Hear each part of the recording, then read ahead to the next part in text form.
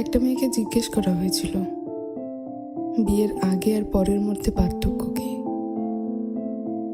তখন সে বলেছিল, বিয়ের আগে ছিলাম বাবার বাড়ির মেয়ে, আর এখন হয়েছে শ্বশুর বাড়ির বৌমা। আগে আমার মুখে সবাই খাবার তুলে দিত, আর এখন আমাকে সবার মুখে খাবার তুলে দিতে হয়। আগে একটু ব্যথা পেলে চিল্লাচিল্লি করে সারা বাড়ি মাথায় তুলে ফেলতাম, আর এখন অনেক ব্যথা পেলেও একটা শব্দ করি না। আগে হাসার জন্য মা বকতো, আর এখন কাঁদতে গেলেও ভয় হয়।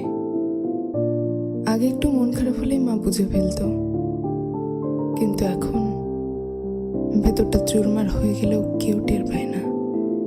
আগে ভাবতাম বাইরের জগৎটা অনেক শান্তি, কিন্তু এখন বুঝি